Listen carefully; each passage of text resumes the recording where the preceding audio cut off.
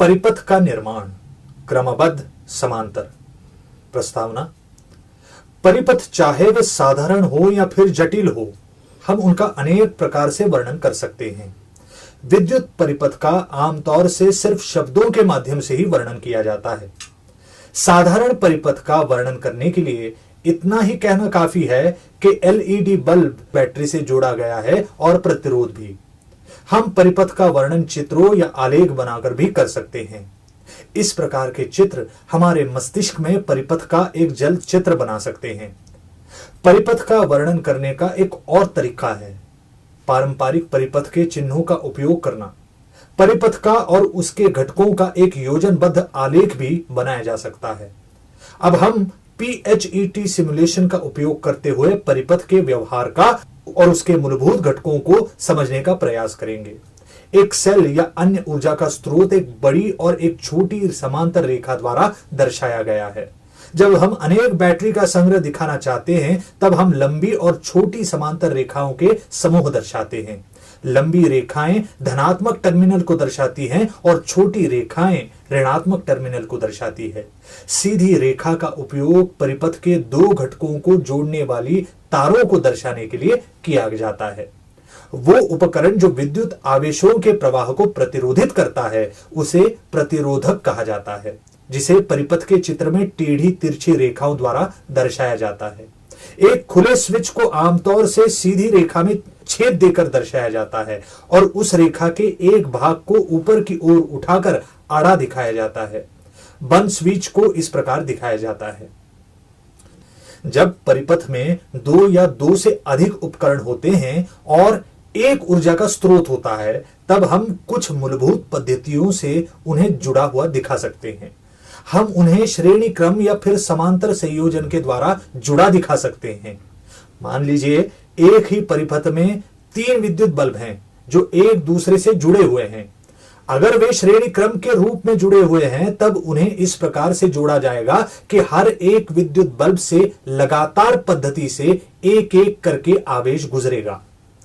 जब श्रेणी क्रम में हो, तब आवेश हर बल्ब से गुजरता है। अगर वे समांतर पद्धति से जुड़े हुए हैं, तब बस एक ही आवेश जो बाह्य परिपथ से जाएगा, वो लाइट के बल्बों में से गुजरेगा। लाइट बल्ब को अलग अलग लाइन की शाखाओं से जोड़ा गया है और जो आवेश बाह्य परिपथ को लांघते हुए जाएगा, वो निम्न विभव के टर्मिनल की ओर अपना सफर करते समय अपने पथ में सिर्फ एक ही शाखा से गुजर पाएगा। उपकरणों को जिस प्रकार से जोड़ा गया है, वो बात परिपथ के संपूर्ण प्रतिरोध पर, परिपथ में बहने वाले विद्युत प्रवाह पर और हर एक उपकरण द्वारा प्राप्त किए जाने वाले विद्युत प्रवाह की मात्रा को बहुत बड़ी मात्रा में प्रभावित करेगा। श्रेणी क्रम संयोजन परिपथ। श्रेणी क्रम परिपथ का निर्माण हम लाइट बल्ब को इस प्रकार जोड़कर कर सकते हैं, जिससे आवेश को प्रवाहित होने के लिए बस एक ही मार्ग मिले। बल्ब को उसी पथ पर जोड़ दिया जाता है। शाखाकरण के लिए किसी भी प्रकार कोई बिंदु नहीं लिया जाता है। जैसे जैसे बल्ब की संख्या बढ़ती जाएगी, वैसे वैसे उनका उजाला कम होता जाएगा। यह निरीक्षण इस बात का द्योतक है कि परिपथ में विद्युत प्रवाह की मात्रा कम होती जा रही है। इस प्रकार श्रेणी क्रम परिपथ में जब अधिक संख्या में प्रतिरोधक या बल्ब को जोड़ते जाएंगे, परिपथ में बहने वाली संपूर्ण विद्युत की मात्रा घटती जाएगी। चलिए एक और निरीक्षण की बात करते हैं। देखते हैं कि अगर सॉकेट से एक बल्ब को निकाल लिया जाए तो क्या परिणाम होगा। यह श्रेणी क्रम परिपथ की एक विशेषता है। श्रेणी क्रम परिपथ से अगर हम तीनों बल्ब में से एक बल्ब को सॉकेट में से निकाल लें, तब हम देख पाएंगे कि बाकी के सारे बल्ब भी एकदम से बंद हो जाते हैं। श्रेणी क्रम परिपथ में एक उपकरण के काम करने के लिए सारे उपकरणों का काम करना जरूरी होता है।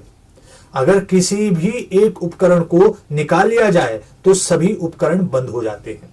मान लीजिए घर के सारे उपकरण अगर एक ही परिपथ में जुड़े हुए हैं। अगर रेफ्रिजरेटर को शुरू करना है तो उसके साथ घर के अन्य उपकरणों को शुरू करना जरूरी हो जाएगा, जैसे टोस्टर, ओवन, डिशवॉशर और घर के अन्य बल्ब इत्यादि को भी शुरू करना होगा। इस प्रकार एक उपकरण का काम शुरू करने के लिए हमें सारे उपकरणों को शुरू करना आवश्यक हो जाता है। अगर किसी भी एक उपकरण से विद्युत प्रवाह खंडित हो जाता है तो सारे उपकरणों का प्रवाह भी खंडित हो जाएगा। अतः ये बात साफ है कि रसोई घर के सारे उपकरण श्रेणी क्रम से जुड़े नहीं होते हैं। समांतर परिपथ। चलिए अब हम बल्ब को समांतर जोड़कर देखते हैं। हम इस समांतर शाखा के बाहर भी कुछ बल्ब लगाएंगे ताकि हम एक एक बल्ब के जोड़ने से या निकलने से क्या परिणाम हो सकता है इसका निरीक्षण कर पाएंगे। जब हम बल्ब को जोड़ते हैं तब सूचक बल्ब की रोशनी बढ़ती है। समांतर परिपथ में जितने अधिक बल्ब या प्रतिरोध होते हैं, संपूर्ण प्रवाह में उतनी ही बढ़ोतरी होगी। प्रवाह में बढ़ोतरी प्रतिरोध के कमी के साथ सुसंगत होती है। जब हम अलग अलग शाखा पर प्रतिरोधकों की संख्या बढ़ाते हैं तब उसका अनपेक्षित परिणाम होता है। इससे समस्त प्रतिरोध कम होता है। जब हम कोई एक बल्ब सॉकेट से निकाल भी लें फिर भी सारे परिपथ में प्रवाह वैसे ही शुरू रहेगा। इतना ही नहीं, शाखाओं का प्रवाह भी वैसा ही रहेगा।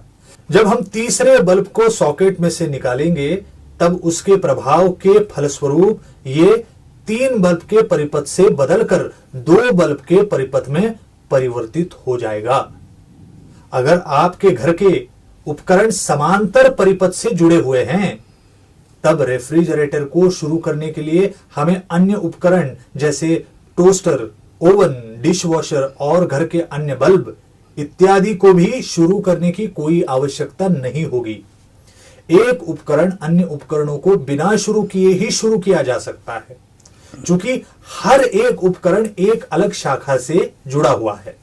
इसलिए उस उपकरण को शुरू करते ही वो बस उस शाखा को होने वाले आवेश के प्रवाह को खंडित करता है। इस समय अन्य शाखाओं से अन्य उपकरणों को प्रवाहित होने वाला आवेश वैसे ही शुरू रहेगा। इससे यह बात साफ हो जाती है कि घर में इस्तेमाल होने वाले उपकरण समांतर परिपथ में जुड़े हुए होते हैं।